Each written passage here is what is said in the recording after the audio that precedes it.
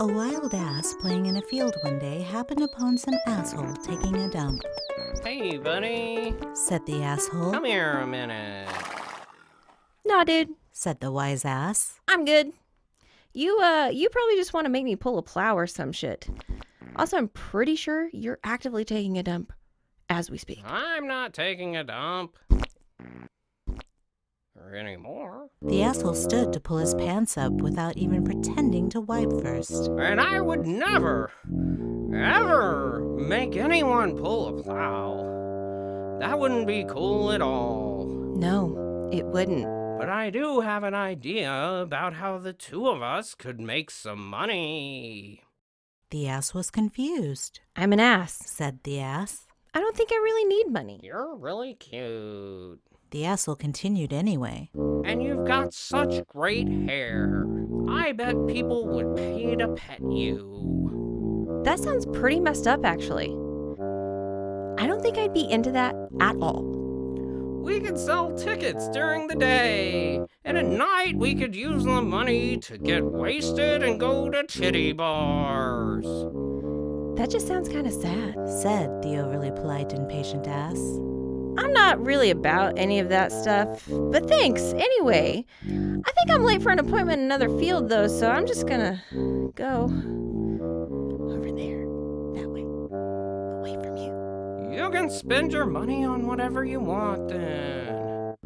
Apples, berries, hay, you know, ass stuff. But apples, berries, and hay grow out of the ground. They belong to anyone who finds them. But you can't always find them. If you had money, you could buy apples whenever you wanted. You could buy so many apples they'd rot before you could eat them all.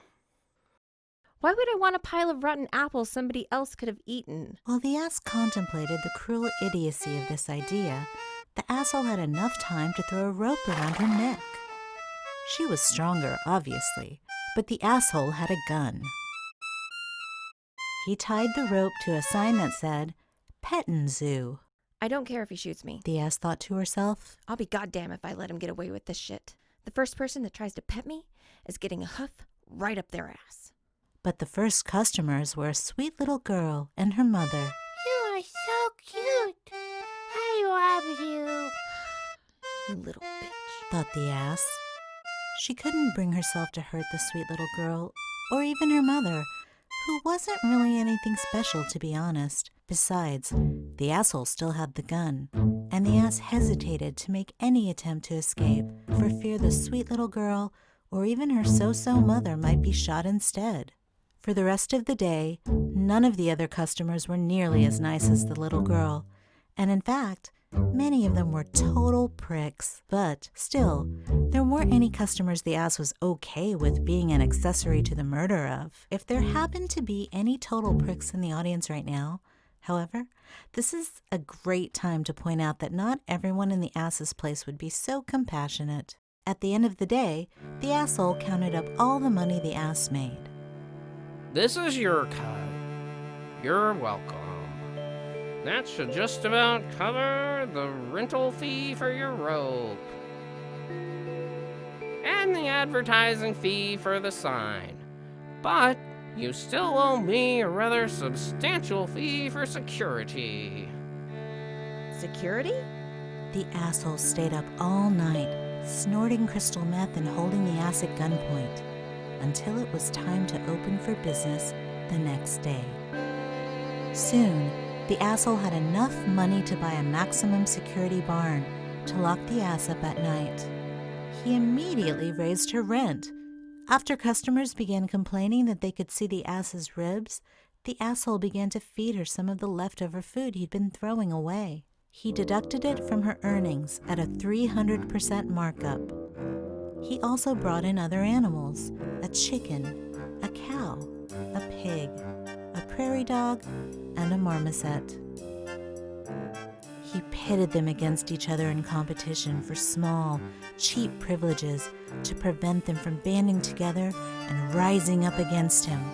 We could go on all day about the many bullshit ways profits from the ass's labor actually funded her continued oppression and the oppression of others.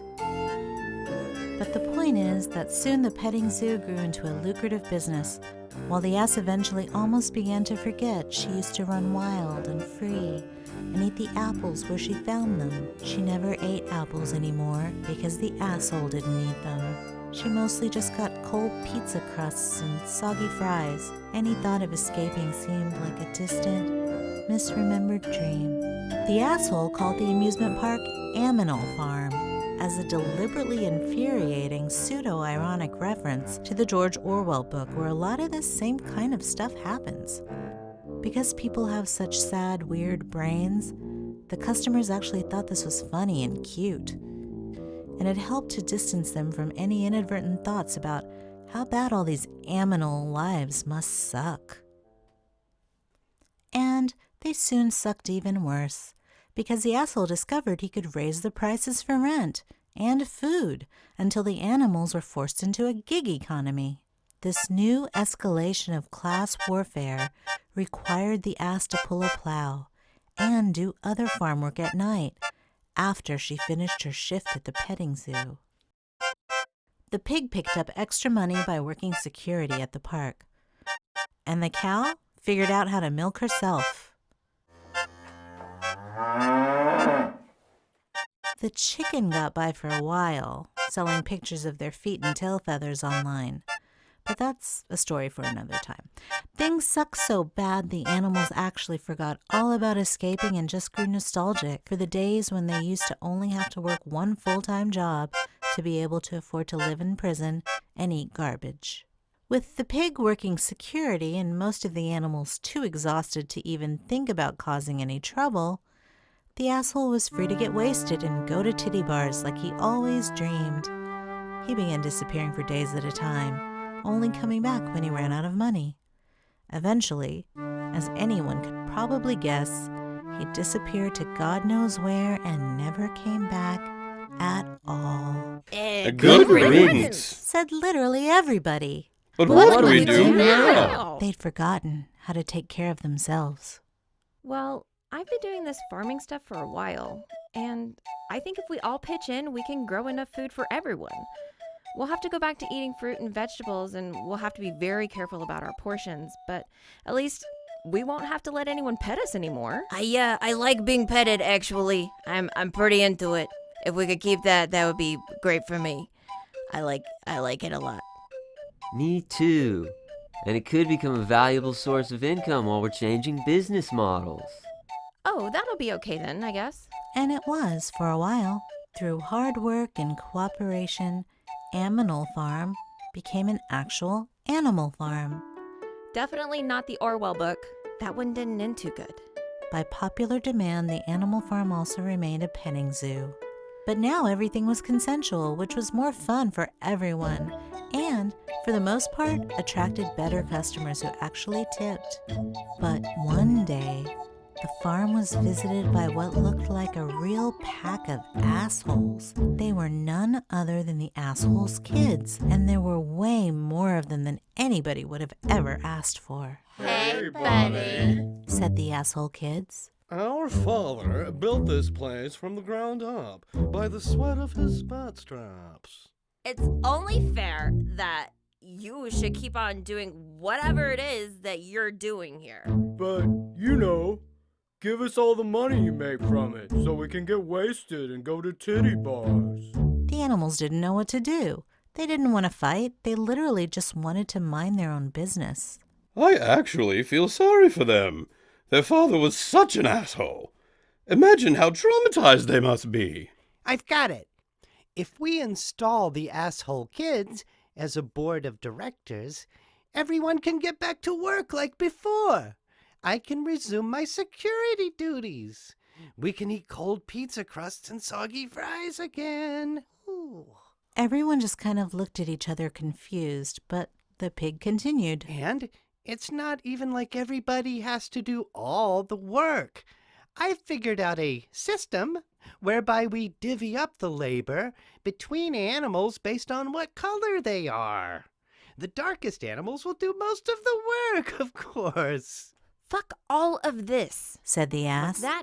And fuck she this, proceeded to fuck kick all the of that living over shit there. out of the asshole Fuck this, kids. fuck it. Just fuck that. Fuck this. Fuck this and that. Fuck everything. Ow, Jesus! We were just joking. Said the asshole kids. But they weren't, so they left. I don't know if I agree with her methods, but I can't argue with the results. The ass is both headstrong and honorable. She works hard, and she doesn't back away from a fight. Let's name her our supreme leader for life. Here, here! A capital idea! No, absolutely not. Any ideology that allows unchecked authority leaves itself vulnerable to hijacking by bad actors. It's going to be long and tedious, and it's going to get ugly. But we'll just have to make all the decisions together, as a community, as a family. And to be completely honest with you, fam, shit around here is pretty fucked up. I probably don't have to tell you this, but having an abusive addict asshole in charge of everything for so long didn't do us any favors, to put it mildly.